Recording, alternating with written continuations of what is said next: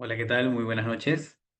Con todas las personas presentes, ¿me pueden escuchar y ver bien? Por favor, me confirman a través del chat. ¿Se escucha? ¿Y me pueden ver? ¿Me Sí se confirman a través del escucha, chat, por favor? sí se escucha. Perfecto. Muchísimas gracias, Jacqueline, y a las personas por ahí que respondieron. Espero que estén todos y todas muy bien. Quiero agradecerles por su puntualidad. Me presento con ustedes. Mi nombre es Julio Bizarreta. Soy coordinador de capacitación y beneficios en la Sociedad Peruana de Psicoterapeutas. Y el día de hoy estaré acompañándolos en este espacio. Para no dilatar más el tiempo y poder empezar con el taller de hoy, me gustaría darles algunas indicaciones para poder seguir y tener este espacio desarrollándose de la mejor manera.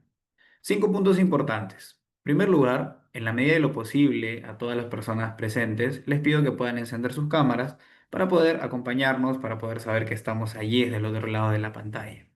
En segundo lugar, por favor, en cuanto a los micros, mantengámoslos en silencio, salvo que nuestra ponente pueda solicitar que los activen para que, yendo al punto número 3, para que puedan interactuar con ella.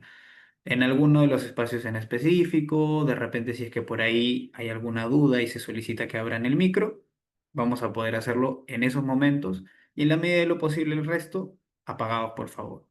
Si tienen alguna consulta, como figura en el punto número 4, a través del Zoom pueden levantar la mano o también pueden colocar su pregunta en el chat. Al final de este espacio va a haber eh, unos minutos que se van a destinar para poder responder a cada una de estas consultas. Por último, pero no menos importante, disfruten con mucho respeto, siguiendo con estas recomendaciones de este espacio que ha sido elaborado para todos ustedes. Ahora sí, a ver, vamos a dejar entrar algunas personas que se están sumando y quiero pasar a presentarles a la ponente que nos acompaña el día de hoy. Con mucha alegría presento a ustedes a Kiara Cruz del Sabino. Ella es licenciada en psicología por la Pontificia Universidad Católica del Perú. Es especialista en terapia cognitivo-conductual y terapia de esquemas. Y está formada en sexología clínica por la Sociedad Argentina de Sexualidad Humana. Es psicoterapeuta individual y de parejas y también es investigadora y ponente. De hecho, hace poco pudo participar de un congreso latinoamericano en sexualidad que se llevó a cabo en nuestro país. Sin dilatar más este tiempo y esta presentación, ahora sí le doy pase a Kiara para que pueda iniciar con este taller sobre respuestas sexuales y disfunciones sexuales. Cuando gustes, Kiara, puedes proyectar tu pantalla. Perfecto, gracias Julio y buenas noches con todos, con todas.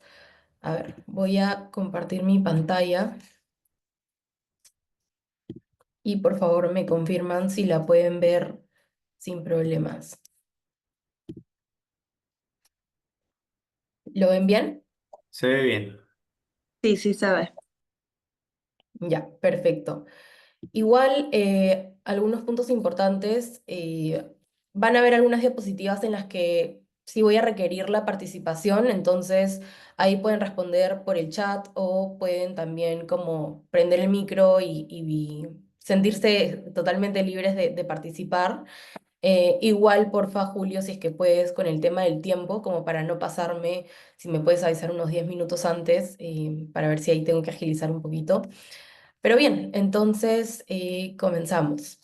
Gracias, bueno, de nuevo por la presentación. Yo soy psicóloga clínica y hoy vamos a conversar un poquito más sobre lo que implica la respuesta sexual humana y también qué disfunciones sexuales son las más frecuentes, ¿no? Porque realmente hoy en día hay incluso un manual específico para todos los temas sexológicos, en donde ahí se categorizan diversas disfunciones sexuales, pero ahora vamos a presentar las más comunes, ¿no? Las que se ven más en el ámbito clínico. Entonces, vamos a empezar con algo bien interactivo, que es básicamente que me puedan decir si es que ustedes creen que es mito o realidad, alguna de las afirmaciones que aparecen aquí. Para esto, como les comentaba, pueden ponerlo por el chat o también pueden prender el micro y decirlo. Entonces, empezamos. Los hombres tienen más deseo sexual que las mujeres. ¿Qué creen? ¿Que es mito o realidad?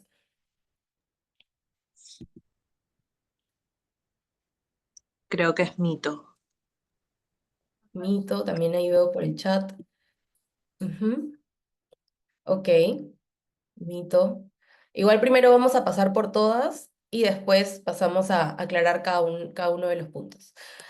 A ver, el segundo punto. No hay sexualidad en los ancianos. ¿Qué creen? ¿Que es mito o realidad?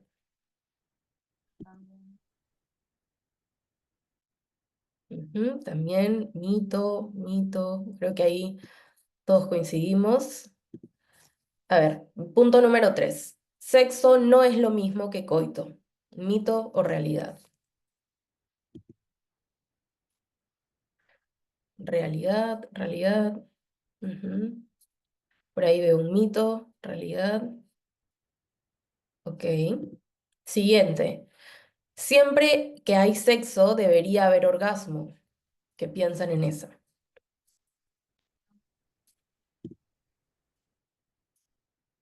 Mito. Ujú, no siempre.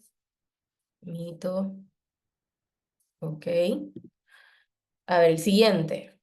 El tamaño del pene importa. Ahí, ¿qué piensan?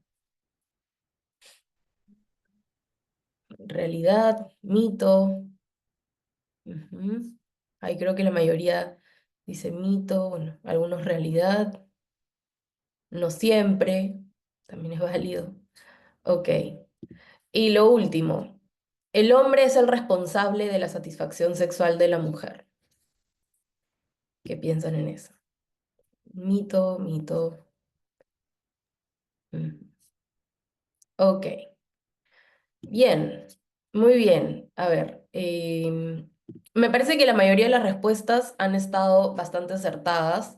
Creo que no habría mucho que aclarar, pero igual les explico un poquito más. Efectivamente, a ver, respecto a lo primero, los hombres tienen más deseo sexual que las mujeres.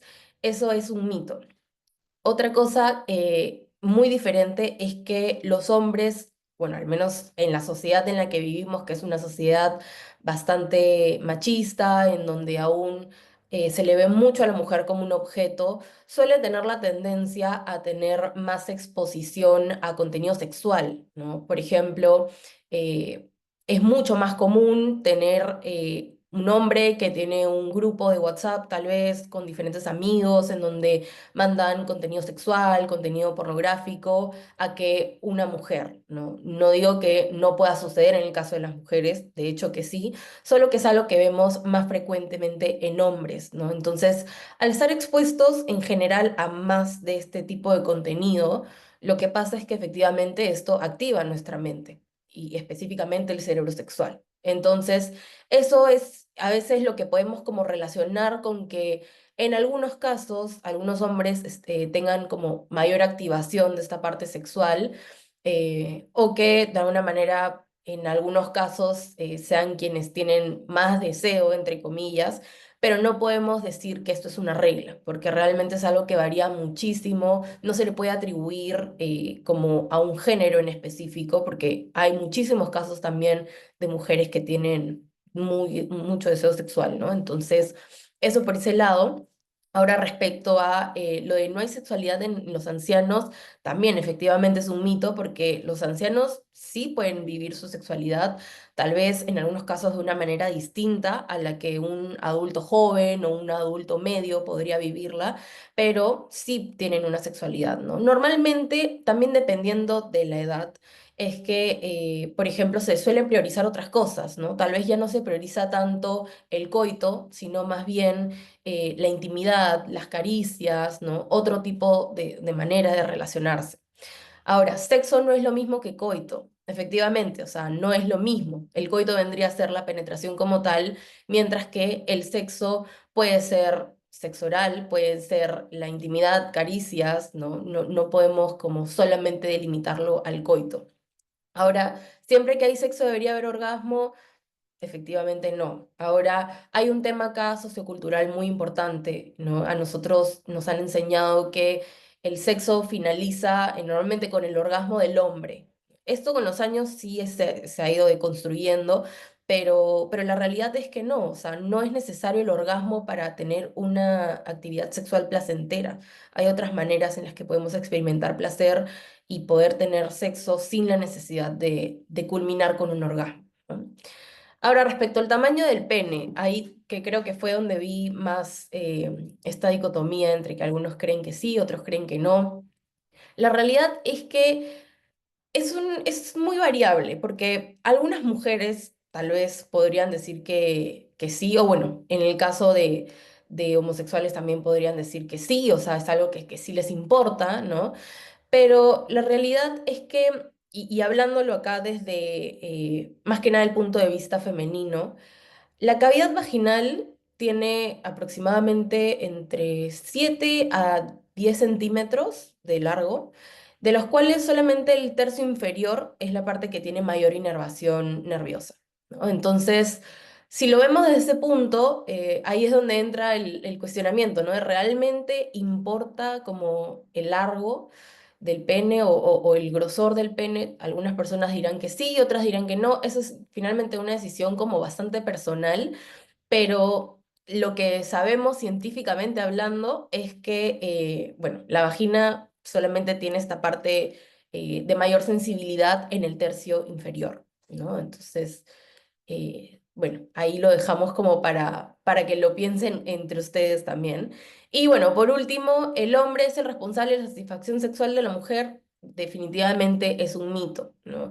De hecho, es muy difícil que nuestra pareja sexual pueda saber qué es lo que nos gusta si es que ni siquiera nosotros sabemos qué es lo que nos gusta. Entonces ahí el primer paso es también poder pasar por un proceso de autoexploración, saber, por ejemplo, cómo me gusta que me estimulen sexualmente, qué posiciones sexuales disfruto más y poder tener una comunicación asertiva respecto a eso con nuestra pareja, ¿no? En primer lugar está el que nosotros sepamos qué nos gusta para luego poder transmitírselo a la otra persona y no brindarle toda la responsabilidad, ¿no? Porque esa no es una realidad. Entonces, bien, pasamos a lo siguiente. Ahora, bueno, esta es una definición bastante larga de sexualidad. A mí me gusta usarla porque considero que es la más completa, porque definir qué es sexualidad considero que es un poco complicado. Pero básicamente, respecto a esta definición, habla un poco sobre qué es un aspecto central del ser humano, ¿no? Que puede abarcar el sexo, las identidades, papeles de género, el erotismo, el placer, la intimidad, la reproducción, la orientación sexual, entre otras cosas, y que se va a vivenciar y expresar a través de pensamientos, fantasías, deseos, creencias, actitudes, valores, conductas y también muchas cosas más. Y esto puede incluir todas estas dimensiones, pero no siempre se va a vivenciar o expresar de la misma forma, porque al final sexualidad es algo que va a cambiar mucho para cada persona, ¿no? Dependiendo de cada persona. Al final lo importante es entender que la sexualidad está influida por la interacción de diferentes factores, ¿no? Como los biológicos, psicológicos, sociales, económicos, socioculturales, históricos, entre otras cosas. Entonces, esta es un poco como la definición que a mí me gusta usar más, pero finalmente también como cada manual, cada investigación lo puede definir de manera distinta. Ahora, respecto a la respuesta sexual como tal, lo podemos definir como un suceso de acontecimientos fisiológicos que se van a producir de manera ordenada y que tienen como fin el preparar al cuerpo para experimentar el placer, ¿no? Tanto a nivel femenino como masculino, normalmente asociado para el acto sexual vinculado como al coito y a la reproducción, que hoy en día se sabe que, bueno, no tenemos sexo únicamente para reproducirnos, pero eso también era como la definición más general. Bien, ahora nuevamente respecto a la respuesta sexual, los órganos genitales para esto tienen que experimentar cambios tanto en forma y en función para que el acto sexual sea practicable. Y esto compromete diferentes cambios en diferentes niveles, ¿no? Como lo es el genital, el hormonal, el vascular, el muscular, inmunológico y neurológico. Ahora, este es un poco como un resumen de las etapas de la respuesta del ciclo sexual, y digo un resumen porque más adelante voy a explicar desde la base de diferentes teorías, ¿no? Que Algunas tienen algunas variaciones, otras son bastante similares, pero esto es un poco como el resumen de las diferentes teorías, o al menos las principales que se conocen, ¿no? Entonces, en primer lugar tenemos al deseo. Al deseo lo vinculamos normalmente a lo motivacional, ¿no? Lo que puedan ser impulsos, fantasías sexuales. Ahora, también me gusta definir a la etapa de deseo como la capacidad de generar conciencia de necesidad sexual, ¿no? Para esto podemos dividirlo entre estímulos internos, así como estímulos externos que se pueden presentar para que se pueda despertar esta primera etapa. A nivel interno, podríamos decir que ahí es donde se encuentran los pensamientos, las fantasías, las situaciones, ¿no? El contexto, sueños, intereses, el estado de ánimo, la oportunidad que encontramos o no, y también la disponibilidad de la pareja, ¿no? Que es algo muy importante. Luego, a nivel de estímulos externos, podríamos hablar de los estímulos, por ejemplo, somatosensoriales, los estímulos auditivos, el estímulo del olfato, del gusto, de la vista. Y que, bueno, básicamente para que esto funcione, primero se tiene que presentar el estímulo. Es un estímulo que pasa al sistema límbico, se procesa en el hipotálamo y el tálamo, y luego es que se conlleva a una respuesta genital. Ahora, respecto a la excitación, que vendría a ser la segunda etapa, lo definimos como una sensación subjetiva de placer que puede tener respuestas fisiológicas. Ahora, a mí también me gusta complementarlo, ¿no? Con la definición de que es una fuerza que finalmente hace que las personas desencadenen una respuesta aprendida que está dirigida a un objeto preciso, ¿no? Aquí el sistema parasimpático va a tener un rol de facilitador. Acá, por ejemplo, el óxido nítrico también cumple un rol súper importante porque de hecho va a ser la sustancia que va a permitir una mayor vasodilatación y por ende la lubricación vaginal en el caso de las mujeres y la erección del pene en el caso de los hombres. Ahora, algunos autores hablan de la etapa de meseta, no todos lo mencionan, pero igual me parece como importante hacer un pequeño énfasis en eso, que es básicamente la etapa que antecede al orgasmo, ¿no? Es básicamente como cuando los órganos sexuales están o los genitales están en su punto óptimo como para entrar en la etapa del orgasmo. Y bueno, el orgasmo vendría a ser ya el máximo nivel de placer, ¿no? Que uno puede experimentar. Les doy unos datos que a mí me parecen como datos curiosos, datos importantes. Por ejemplo, hay estudios que han comprobado que para las mujeres normalmente se requieren de 10 a 20 minutos de una estimulación efectiva para poder llegar a un orgasmo. También se habla de que bueno, hay contracciones genitales que acompañan el orgasmo. En el caso de las mujeres pueden ser de 3 a 10 aproximadamente. 4 segundos suele ser el promedio de duración habitual de un orgasmo. Esto también es algo que puede ser muy variable dependiendo de el nivel de estimulación, el nivel de satisfacción, el contexto en el que nos encontramos, dependiendo también de la persona. Luego también es importante saber que 7 de cada 10 mujeres suelen necesitar estimulación clitoridia para poder llegar al orgasmo, ¿no? Antes se tenía mucho esta creencia de que únicamente con la estimulación vaginal, o sea, a través de la penetración, era como la única forma, cuando realmente ahora se sabe que no, que 7 de 10 mujeres por lo menos necesitan este tipo de estimulación. Mientras que, o sea, sí, hay mujeres que logran tener un orgasmo a través únicamente de la penetración, pero en la mayoría de los casos se sabe que no. Y bueno, respecto a los hombres, es básicamente la etapa en la que ellos van a eyacular, ¿no? Acá los neurotransmisores que cumplen un rol bastante importante vendrían a ser la dopamina, las endorfinas y la prolactina. Ahí se me pasó comentar que en la fase de deseo los neurotransmisores y hormonas también acá que cumplen el rol más importante es dopamina, los andrógenos que vendría a estar la testosterona, así como los estrógenos y la progesterona. Y ahora, bueno, la última etapa que vendría a ser la etapa de resolución es básicamente en donde se suele experimentar una sensación de bienestar general, así como una sensación de alivio. Básicamente acá lo que sucede a nivel fisiológico en el caso de los hombres es que hay una disminución del tamaño testicular, así como una regresión del pene a un estado de mayor flacidez. Mientras que en las mujeres el clítoris vuelve a un estado de reposo luego de haber estado irrigado principalmente por sangre, así como hay un descenso uterino. Y aquí los neurotransmisores y las hormonas que juegan el rol más importante vendría a ser la serotonina, los opioides y los endocannabinoides, que esto igual lo voy a explicar un poquito mejor más adelante.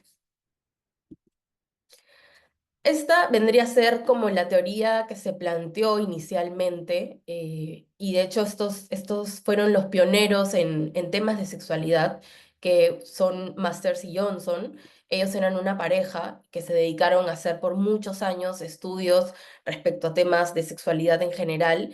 Y bueno, según lo que podemos ver acá en estos gráficos, es que ellos hablan de la etapa de excitación, etapa de meseta, etapa de orgasmo y etapa de resolución.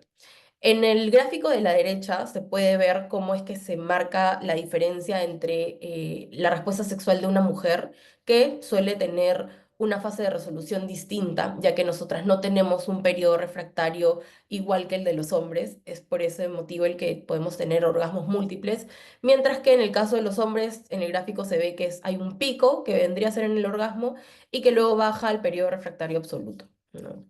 Ahora, bueno, las definiciones en cuanto a las etapas son bastante similares a las que mencioné antes, ¿no? En el caso de la excitación, que vendría a ser esa fase inicial en la que se produce una respuesta fisiológica a la estimulación sexual, en donde aumenta el ritmo cardíaco, la respiración es un poco más acelerada, hay cambios en la piel, en el sistema reproductor.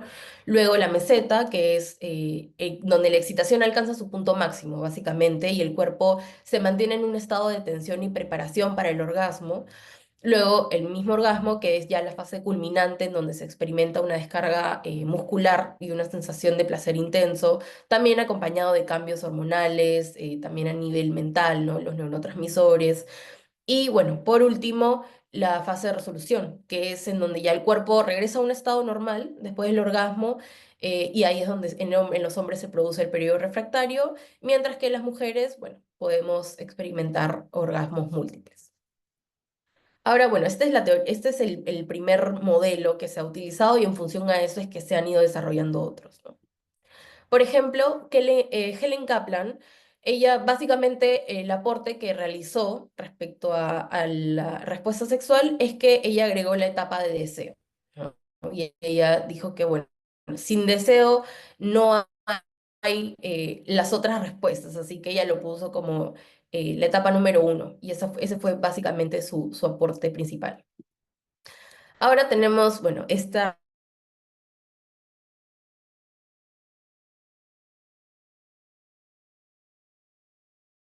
o bueno, al menos teniendo en cuenta la respuesta sexual femenina.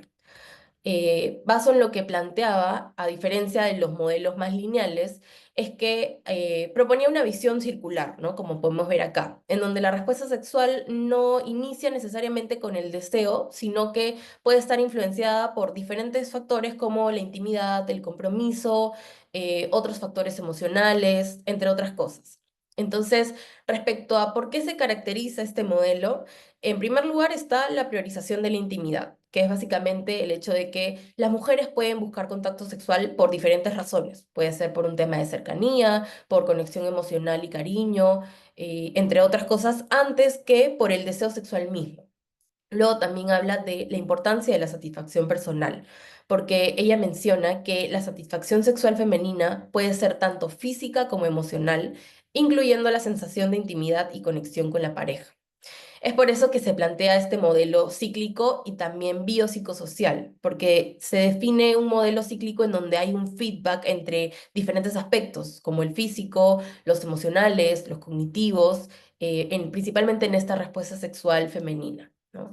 Y también hace una diferencia en el inicio de la respuesta, porque acá la respuesta sexual femenina no siempre va a comenzar con el deseo, ¿no? Como en el modelo tradicional que ya vimos, sino que puede ser influenciada por diferentes factores como la intimidad de la pareja, por ejemplo, ¿no? Y acá un aporte también muy importante que se hizo es que el deseo no siempre va a anteceder a la excitación, sino que puede haber excitación antes y luego puede haber deseo, ¿no? Entonces, esto también es algo importante respecto a este modelo que hoy en día se usa muchísimo, al menos en la intervención sexológica.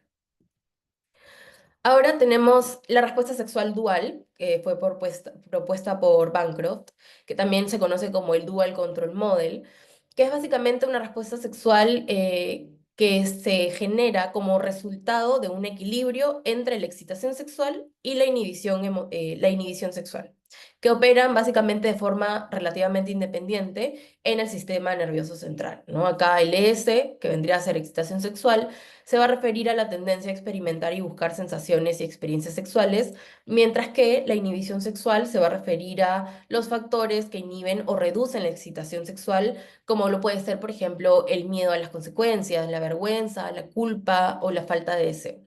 Entonces, en resumen, básicamente es que hay una etapa inicial, que es la etapa de motivación, en donde uno busca el acto sexual, ahí es donde interviene también mucho la dopamina, se presentan los diferentes incentivos, y luego, una vez que se consuma la actividad sexual, es que se genera esta sensación de saciedad y por ende hay un proceso de inhibición, ¿no? En este caso, los opioides, la serotonina y los endocannabinoides son los que vendrían a liberarse en ese momento de saciedad para poder inhibir todo lo que tenga que ver con la respuesta sexual.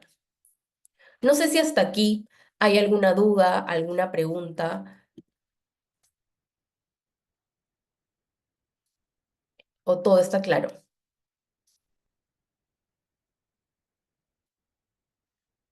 Pueden poner por el chat. Ya, todo claro. Ya, genial.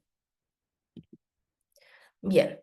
Entonces ahora vamos a pasar a definir un poco más sobre qué es una disfunción sexual. Bueno, esto también es como una especie de resumen de todos los diferentes manuales, pero se puede definir básicamente como un problema o dificultad que puede afectar a cualquiera de las fases del ciclo de respuesta sexual, que puede involucrar problemas en el deseo sexual, problemas para alcanzar un orgasmo, problemas en la excitación, en el caso de las mujeres, dispareunia o vaginismo, que también lo vamos a explicar más adelante. Y también se puede dividir entre global versus situacional. Global en este caso vendría a ser una disfunción sexual que acompaña a la persona en todos los actos sexuales que tiene. Y situacional, como lo dice su nombre, es algo que se puede dar de manera situacional, a veces sí, a veces no. Mientras que primaria versus secundaria, en el caso de una disfunción sexual primaria, vendría a ser que es una dificultad que la persona ha tenido desde el inicio de su vida sexual, mientras que secundaria es una disfunción que se produjo después, a partir de algún evento, algún suceso, ¿no? Que puede haberse dado.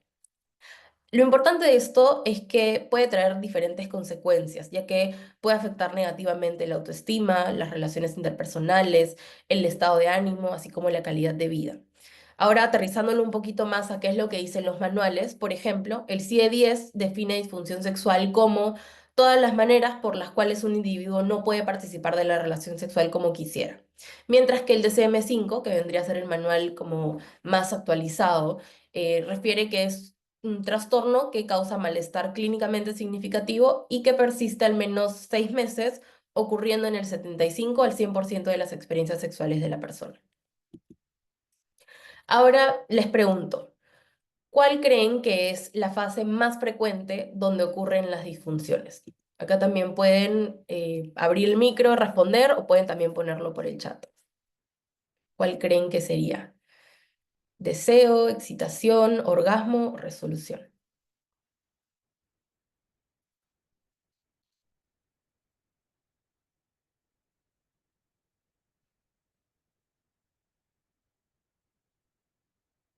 Excitación, pone Alexandra, deseo, excitación. Ujú. En el orgasmo, el deseo, orgasmo. Ok. Creo que más se inclina hacia excitación y orgasmo, según lo que estoy viendo aquí. Pero bien, ahora lo vamos a explicar. La realidad es que, según diferentes investigaciones científicas, la mayoría de las disfunciones sexuales ocurren en la etapa de deseo, seguido por la etapa de excitación. Ahora vamos a explicar por qué. Hablando un poquito más sobre la etapa de deseo y bueno, sobre las diferentes investigaciones que hay. En primer lugar, entender cuáles son las disfunciones sexuales que se suelen presentar en esta etapa, que vendría a ser la del deseo sexual hipoactivo, así como la aversión sexual. Esto suele ser especialmente alto en mujeres, pero también están presentes en hombres.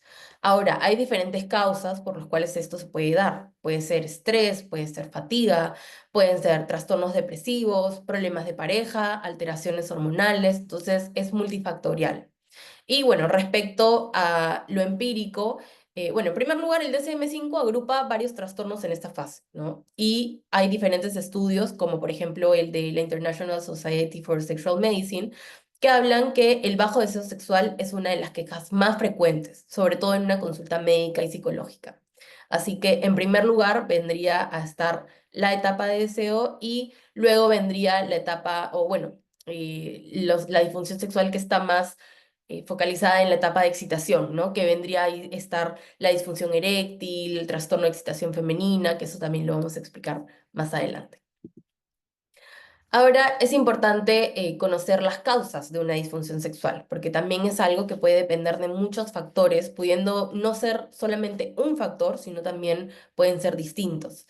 Pueden ser problemas psicológicos o psiquiátricos, el uso de ciertas sustancias recreativas, problemas en la relación de pareja, que es algo de hecho bastante común, problemas hormonales, neurológicos, algunas enfermedades crónicas también, el consumo de ciertos medicamentos, así como enfermedades como la obesidad y la diabetes. Ahora, para entrar a esta parte de clasificación, sí quería comentarles un poco que a mí me gusta más la organización que tiene el DCM-4. Me parece como mucho más accesible y más entendible la información, pero he hecho un complemento entre información del DCM-4 junto a la del DCM-5 porque finalmente el DCM-5 es la versión más actualizada. Este cuadro principalmente está dividido en función a la clasificación presentada por el DCM-4, solamente para organizar la información. Entonces, acá lo dividen en trastornos del deseo sexual, trastornos de la excitación sexual, trastornos orgásmicos y trastornos sexuales por dolor. En primer lugar, tenemos al deseo sexual hipoactivo, que aquí lo vamos a presentar. Ah, no. Se los voy a mencionar más adelante como cada uno de los puntos para no perder esos minutos. Bueno, aquí mencionarles los criterios generales que normalmente se presentaron con el DCM-5 y que marcaron esta diferencia con el DCM-4, que es la duración mínima de 6 meses para poder considerarlo como una disfunción, la ocurrencia en el 75 al 100% de las ocasiones, causar malestar clínicamente significativo y que no sea explicado mejor por otros factores médicos, psicológicos, sociales o farmacológicos. Ahora sí, deseo sexual hipoactivo, esta definición es la del DCM-4, que se define como una ausencia o deficiencia de fantasías, pensamientos sexuales y o de deseos de actividad sexual, ya sea de forma persistente o recurrente. Acá este se tiene como criterio A y como criterio B se plantea que la alteración provoque un malestar acusado por la persona, así como dificultades interpersonales. Y como criterio C, el que esto no se pueda explicar mejor por la presencia de otro trastorno del eje 1 y que no se deba a los efectos fisiológicos de alguna sustancia o alguna enfermedad médica. Luego tenemos al trastorno por aversión al sexo. Nuevamente, esta es la definición del DCM-4, que lo define como la aversión y la evitación activa del contacto sexual genital con la pareja. Acá, criterio B y criterio C son los mismos para el resto de las definiciones, solamente para que lo tengan en cuenta, que igual es la alteración provoca malestar acusado, dificultades en las relaciones interpersonales y que nos explique mejor por la presencia de otro trastorno del eje 1. Ahora tenemos al trastorno de la excitación sexual en la mujer. que se define como la incapacidad persistente o recurrente para obtener o mantener la respuesta de lubricación propia de la fase de excitación hasta la terminación de la actividad sexual. Acá es importante esta parte, que vendría a ser como el aporte que se hizo luego de que salieran estos criterios, estas definiciones. El Comité Internacional de la Fundación Americana de Enfermedades Urológicas planteó que hay diferencias en el trastorno de la excitación en el caso de la mujer, ya que, por ejemplo, lo divide en disfunción de la excitación genital, disfunción de la excitación subjetiva y una disfunción de la excitación que puede ser mixta o combinada. En primer lugar, lo que definen como disfunción de la excitación genital vendría a ser básicamente la ausencia o deterioro de la excitación sexual genital, que puede incluir la alteración de la tumefacción vulvar, disminución o ausencia de la lubricación vaginal ante cualquier tipo de estimulación sexual, así como la disminución de las sensaciones táctiles en los genitales, y que esta excitación subjetiva persiste ante el estímulo no genital. Por otro lado, respecto a la disfunción de la excitación subjetiva, vendría a ser la ausencia de sensaciones de excitación sexual frente a cualquier tipo de estimulación. Y la lubricación vaginal u otros signos físicos se encuentran presentes. Aquí, solamente como pequeño resumen, y a mí, al menos a mí se me facilita más tenerlo organizado de esta manera en mi mente, es que básicamente la disfunción de la excitación genital va a ser aquella en la que nosotros, por ejemplo, las mujeres vamos a poder, no vamos a poder lubricar, por ejemplo, pero sí vamos a poder tener excitación a nivel mental. Es decir, la sensación de excitación va a estar presente mentalmente, pero nuestro cuerpo no va a responder a ello. Mientras que la subjetiva vendría a ser lo opuesto. Nuestro cuerpo responde a la excitación, es decir, puede haber presencia de lubricación, pero mentalmente no sentimos la sensación de excitación. Y bueno, también también está la disfunción de la excitación mixta o combinada, ¿no? Que es básicamente la mezcla de ambos. Otro aporte que realizó este comité internacional es que agregó el término de excitación sexual persistente. También en el caso puntualmente de las mujeres. Y lo describen como una sensación de excitación espontánea que se presenta a nivel genital, que puede presentarse como pulsatilidad, hormigueos, y esto en ausencia de deseo o de interés sexual. Esto va a ser algo que no cede con los orgasmos y que puede persistir por horas y días, ¿no? Porque algunos podrían como pensar, ah, pero bueno, sentir excitación sexual de manera persistente tal vez podría tener algo de beneficioso. La realidad es que cuando llega a este punto puede ser bastante problemático para la persona, porque ya no es ni siquiera algo realmente placentero, sino más bien es una respuesta que sentimos a nivel genital que no podemos manejar y que, como acá se menciona, no va a ceder con los orgasmos, ¿no?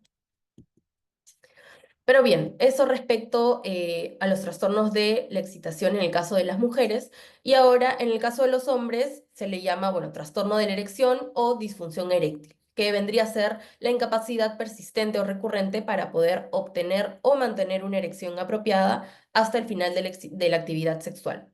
Aquí el aporte que hace el DSM-5 es que, bueno, principalmente mencionar el tema de que se tenga que experimentar en aproximadamente el 75 al 100% de la actividad sexual, y hace una diferencia entre el conseguir, mantener y la rigidez, ¿no? Porque hablan de la dificultad marcada para conseguir una erección, dificultad para mantener la erección hasta finalizar la actividad, así como una reducción marcada de la rigidez de la erección.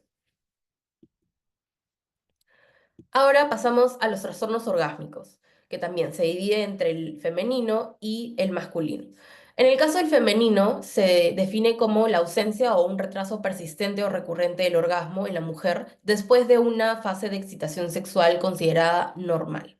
Aquí el aporte que hace el de DSM-5 es básicamente mencionar que lo consideran como una reducción marcada también de la intensidad de las sensaciones orgásmicas, porque los orgasmos tienen diferentes intensidades, no siempre se presentan de la misma forma, no siempre tienen la misma duración, no tienen siempre la misma intensidad, justamente, ¿no?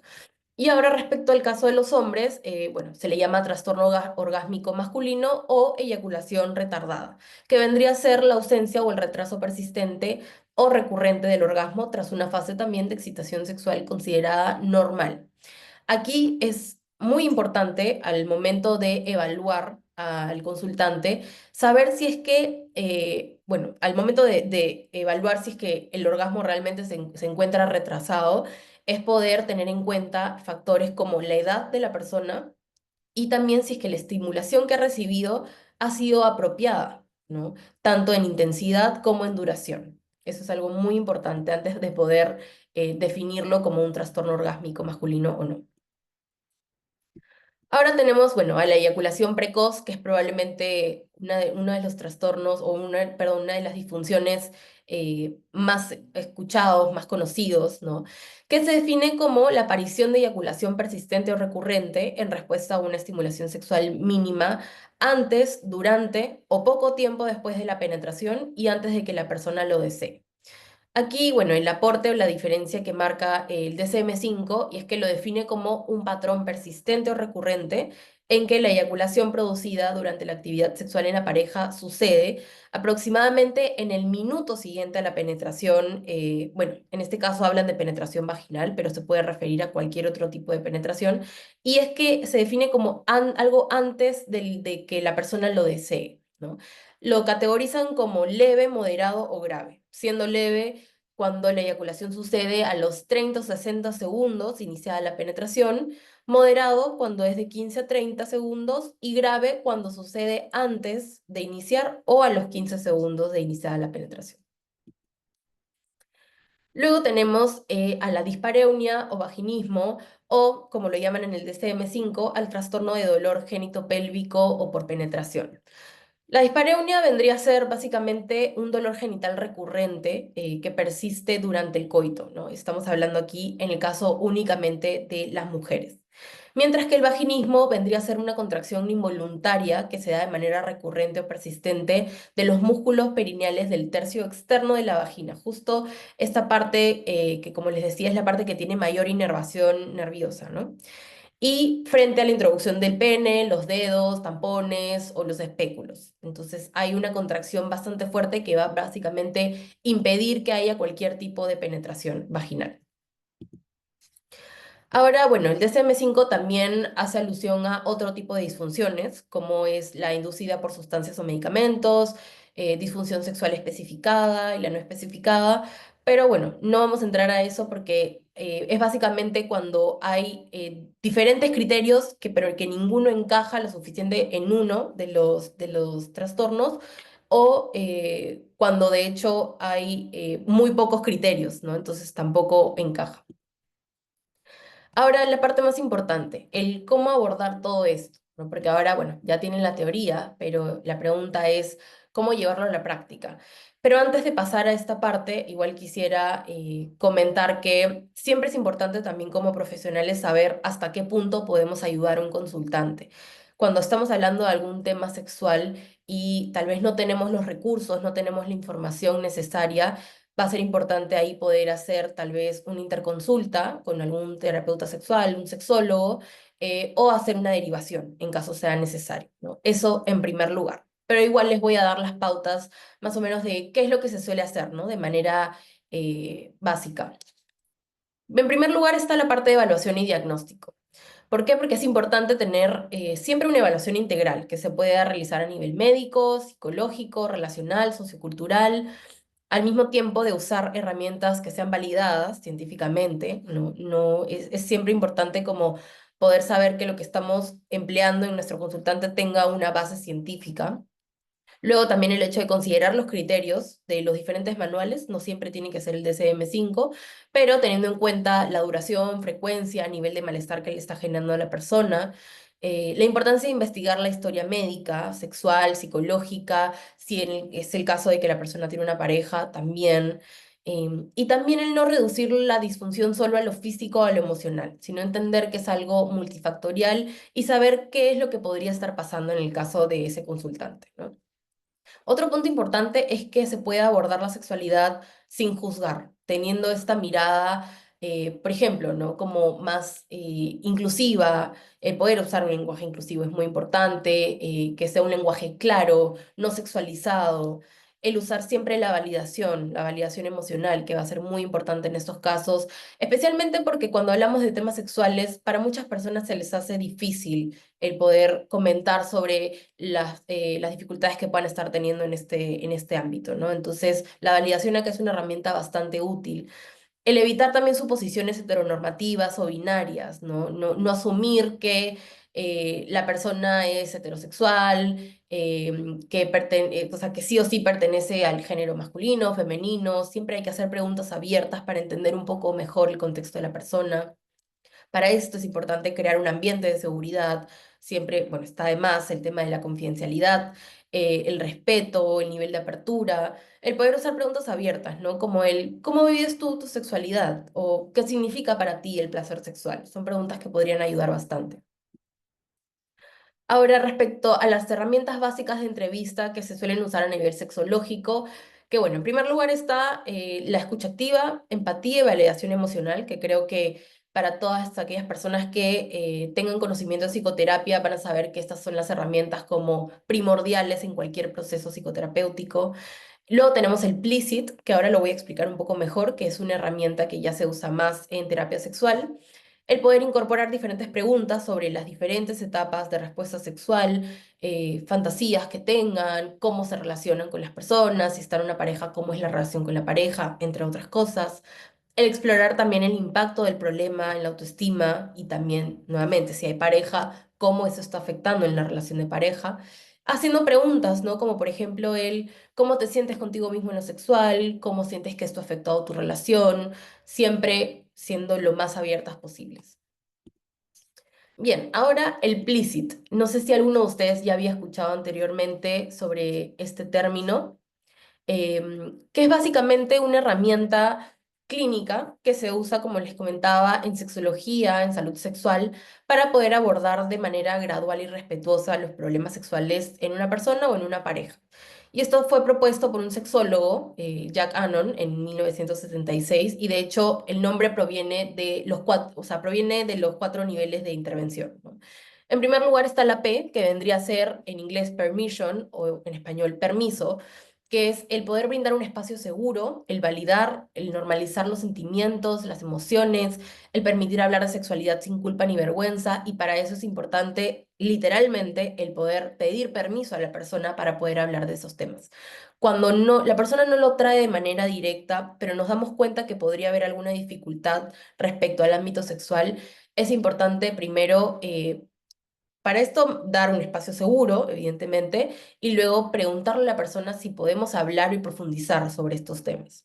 Luego, la LI vendría a ser de Limited Information o información limitada, que es básicamente el poder ofrecer información clara y específica, en este caso, dependiendo obviamente del motivo de consulta de la persona y si es que se requiere, sobre anatomía, ¿no? Respuesta sexual, justamente el tema de los mitos sexuales, el funcionamiento sexual, el efecto de algunos fármacos que causan disfunciones sexuales, entre otras cosas. Luego la SS, que vendría a ser de Specific Suggestions, que vendría a ser sugerencias específicas, que esto ya es algo más práctico, que no todos los terapeutas llegan a ese punto, pero suele ser el poder proporcionar algunas recomendaciones o técnicas concretas, ¿no? También siempre dependiendo del caso, podrían ser ejercicios de Kegel, que son los ejercicios de suelo pélvico, puede ser el uso de algunos lubricantes, la técnica de focalización sensorial, que como les digo, esto ya es algo más especializado en la rama de la sexología. Y por último, la IT, que vendría a ser de Intensive Therapy o terapia intensiva, que es el poder derivar a una terapia sexual especializada o psicoterapia en casos complejos, siempre y cuando nos damos cuenta que es un caso que tal vez no podemos manejar, ¿no? Y bueno, finalmente, el tema de los principios básicos para el tratamiento en temas sexuales. Lo importante acá, en primer lugar, está el poder individualizar el tratamiento, porque finalmente no va a haber una solución estándar, no va a haber una verdad absoluta, siempre eso es algo que va a variar muchísimo dependiendo de cada persona, por eso es tan importante entender el contexto por el que está pasando, cuál es la situación tal vez actual, a los antecedentes, entender todo de manera global para poder ayudar a la persona realmente, ¿no?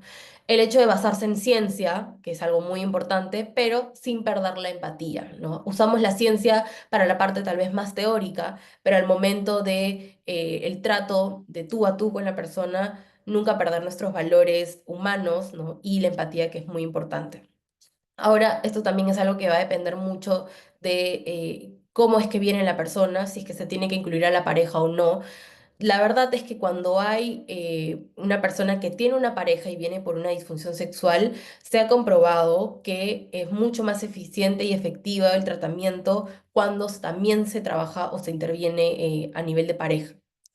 Luego, bueno, el poder trabajar siempre con objetivos graduales y realistas, porque no podemos ir de más a menos, siempre tenemos que ir de menos a más, de poco a poco, siempre con mucha psicoeducación también, y que vaya acorde a la realidad de la persona.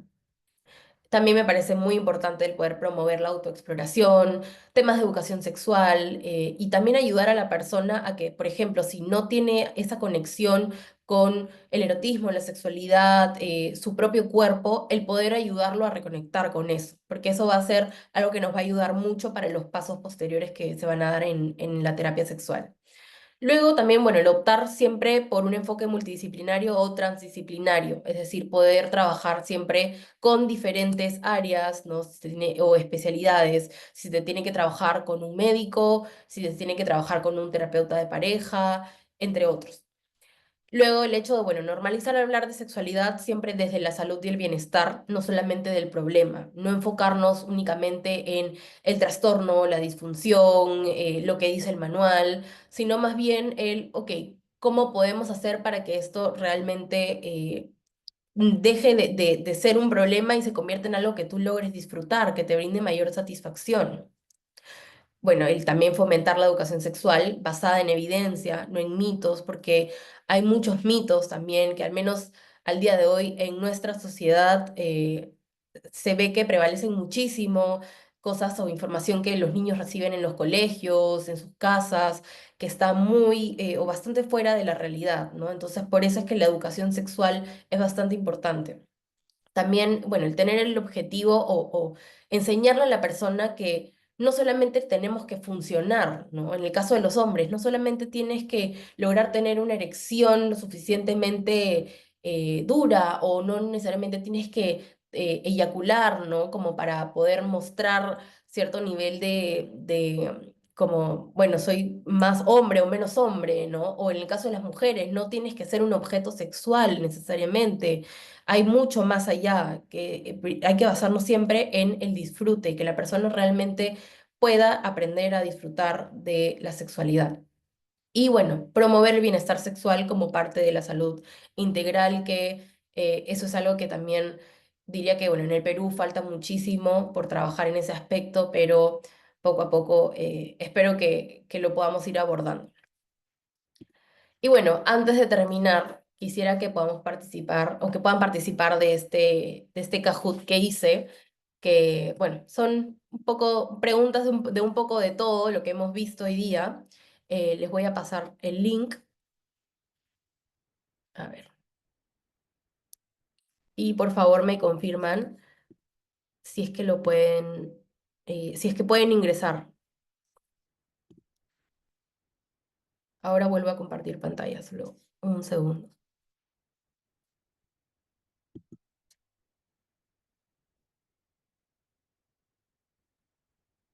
No sé si hasta aquí tienen alguna duda, alguna pregunta, algo que quisieran mencionar en general, o todo claro.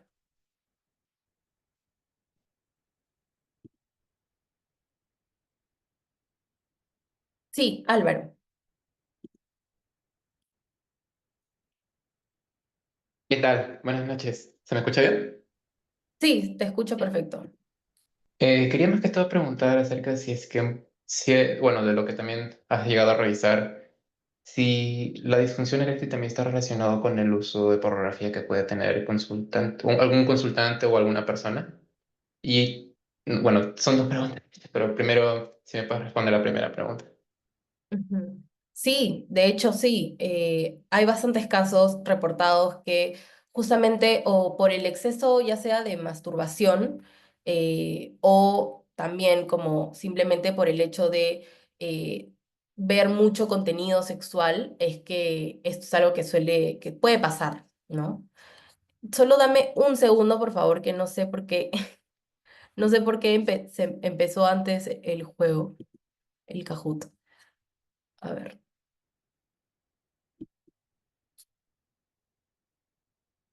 Ya.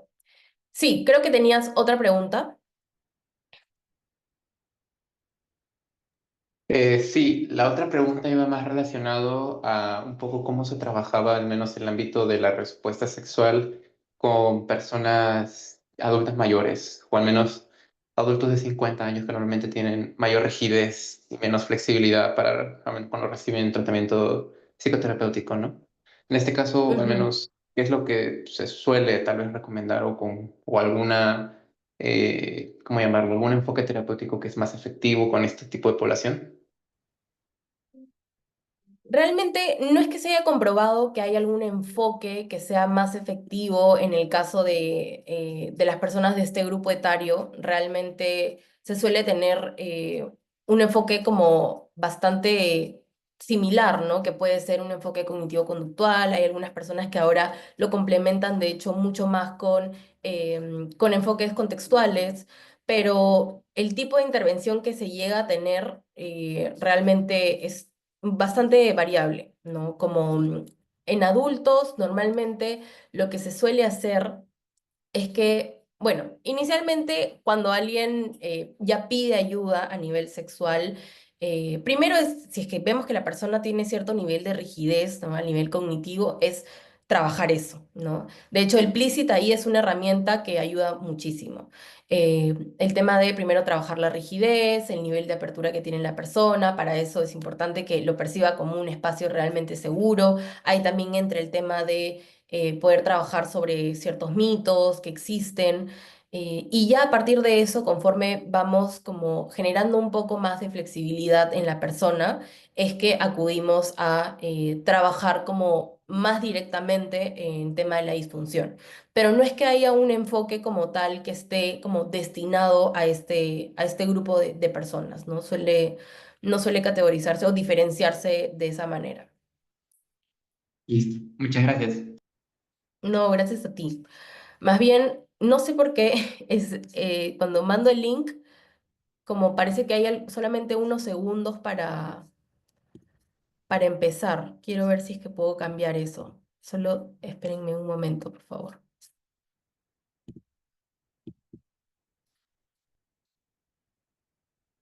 para que todos puedan tener la oportunidad de ingresar sin problemas.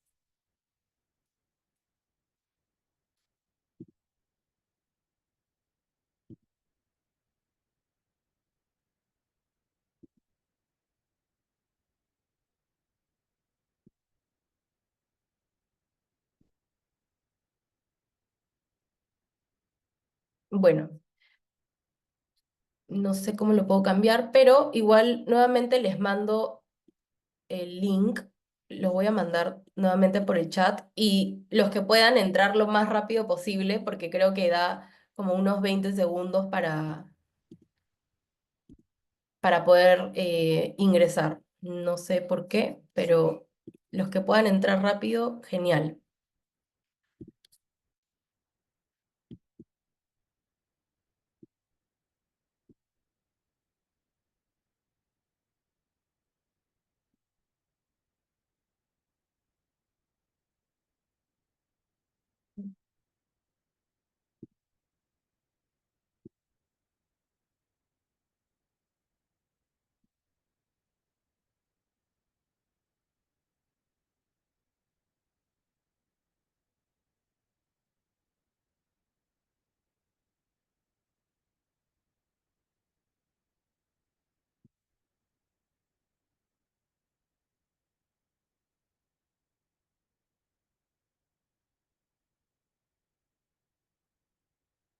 Ya, a ver, ahí voy a mandar súper rápido por el chat.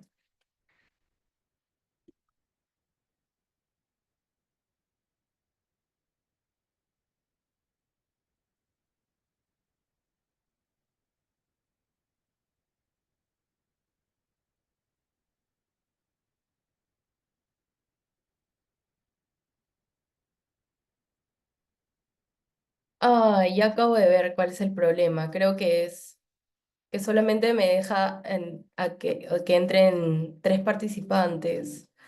Uy, qué pena.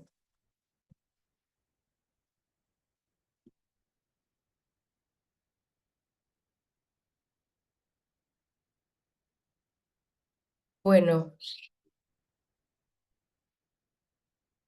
creo que no vamos a poder hacer el Kahoot. Qué pena, chicos. No sé por qué solamente se puede con 3 participantes, así que ha sido un error logístico mío. Pero bueno, eso sería todo por mi parte. Igual, muchas gracias por haber participado. Eh, no sé si adicional a Álvaro, alguien tiene alguna otra duda, alguna otra consulta que quisiera hacer sobre cualquier tema en especial o si quisieran comentar tal vez de algún caso.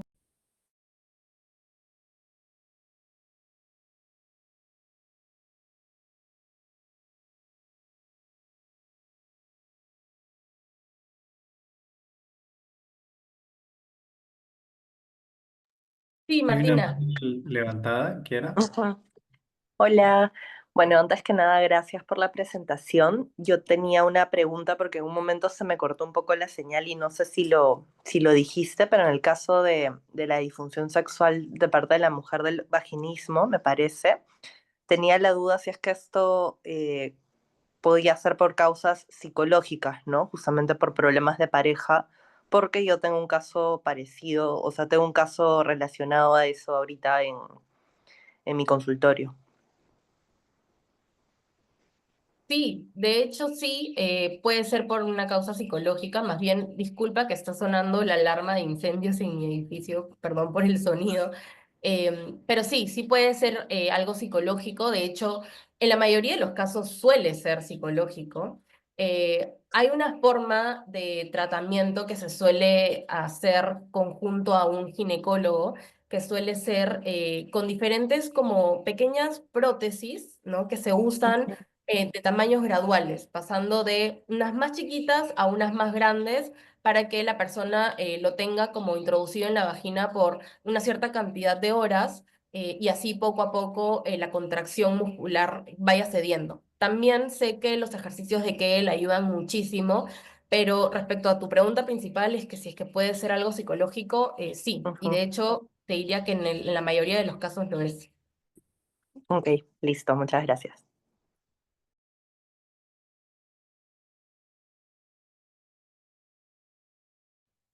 Muchas gracias, Kiara. Por ahí invitamos también a las personas que están presentes a que puedan hacer sus consultas, que aprovechemos a nuestra ponente el día de hoy.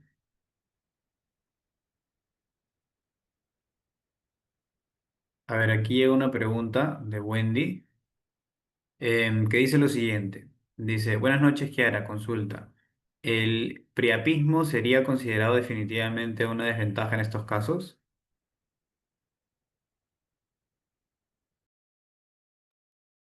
Desventaja como, ¿en qué sentido?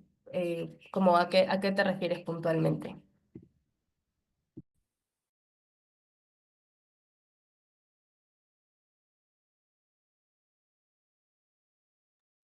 A ver, Wendy, si gustas, puedes encender también tu micro, hacer la pregunta.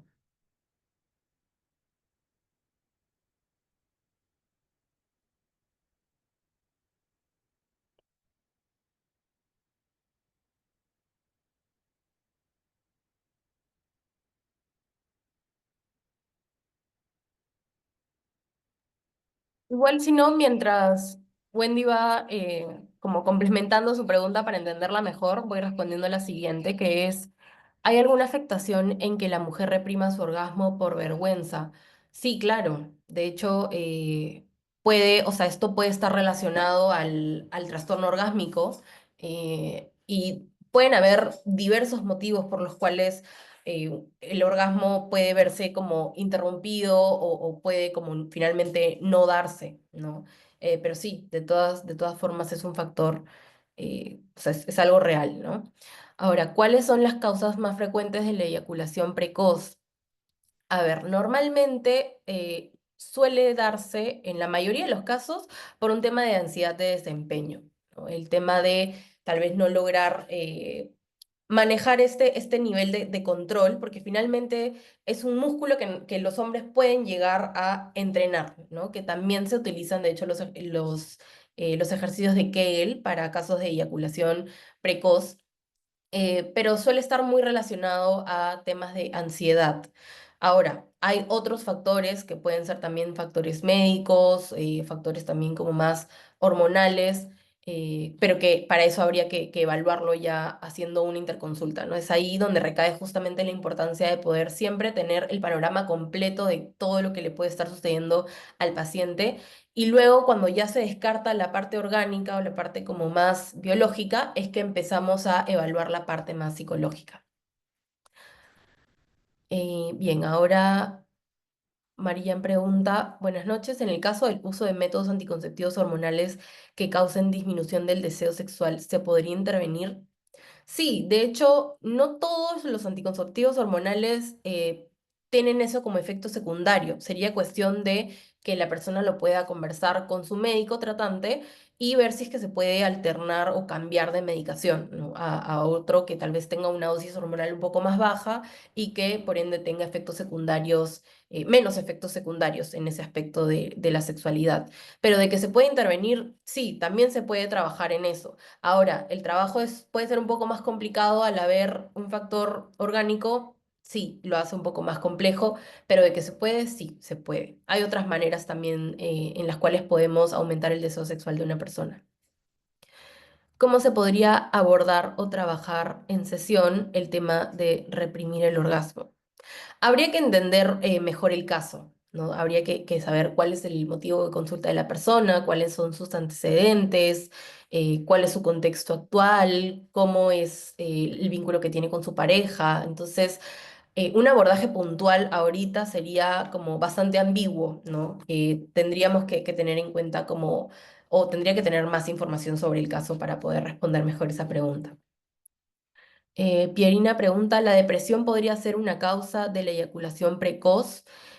Sí, podría ser una causa de la eyaculación precoz. De hecho, normalmente la depresión suele ir bastante de la mano con la ansiedad. Entonces, ahí es donde se relaciona que la eyaculación precoz podría estar vinculada a la depresión, ¿no? Normalmente se presentan casos mixtos de ansiedad, depresión. Hay personas en las que tal vez la ansiedad no está tan marcada, pero normalmente se asocia. Y bueno, de por sí, el estado de ánimo bajo en general puede influir en cualquiera de las etapas del ciclo sexual de diferentes maneras, ¿no? Dependiendo del caso. Em, ok, el priapismo como una erección persistente o prolongada sería considerado como un trastorno orgásmico. Em, es que, bueno, el trastorno orgásmico en el caso de los hombres hace referencia principalmente cuando hay alguna dificultad para tener un orgasmo, ¿no? y eyacular, o cuando hay una eyaculación como antes justamente del tiempo deseado de la persona. Ahora, este no es un término que al menos lo categoricen en los manuales. Sí se habla en el manual de sexología, o sea, en diferentes manuales de sexología, pero normalmente el priapismo suele tener causas más como biológicas, suele estar asociado al consumo de ciertos medicamentos, por ejemplo, personas que consumen sildenafilo o tadalafilo sin supervisión médica o en una dosis mayor a la que requieren, entonces es ahí normalmente donde se ven los casos de priapismo, ¿no? Creo que por ahora, eh, creo que por ahora estamos, Julio. Perfecto, Kiara. Por ahí vi que te habían hecho unas preguntas, no las podía visualizar, pero qué bueno que te llegaron directamente. Agradecerte, Kiara, ahora que al parecer han sido todas las dudas resueltas, por este espacio, en realidad. Agradecer también a todas las personas que están aquí presentes, que se han quedado hasta el final de esta ponencia. Como pueden visualizar ahora mismo en sus pantallas, tienen ahí el contacto de la psicóloga Kiara Kruger para poder solicitar algún tipo de información, algún tipo de consulta también. Recordemos que ella es psicoterapeuta y atiende de manera individual y también a parejas. Así que ahí tienen su contacto. Por allí vi que también hicieron la consulta sobre si es que el material lo podríamos compartir. Eso lo conversamos a interno con la licenciada y se los estaríamos haciendo llegar también. Para cerrar este espacio, me gustaría pedirles a todas las personas presentes que podamos encender la cámara un minutito para tomarnos una última foto de cierre y concluir con este espacio. Sí, a ver, muchas gracias quienes se van sumando. Kiara, si gustas, puedes un momentito dejar de proyectar para que salga. Ahí Ya. está. Perfecto. Muchas gracias, Felipe, Carlos, Enrique, que van encendiendo sus cámaras. Marieta, Susan. A ver, vamos a tomarnos una foto de cierre. Ok, ahí se van sumando. Lucía, Lilian, Wendy. Perfecto. Ahí ya está. Muy bien. Entonces, vamos a tomar una foto. Ah, vamos a contar hasta tres, como siempre se suele hacer, y nos entregan su mejor sonrisa para cerrar con este espacio. ¿Sí? A la cuenta de uno, dos y tres. Perfecto. Ya tomé la foto. Muchísimas gracias a todos. Muchísimas gracias, Kiara, también. Esperamos tener un espacio como este a futuro.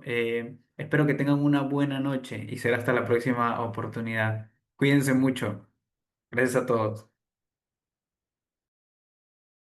Muchas gracias. Muchas gracias.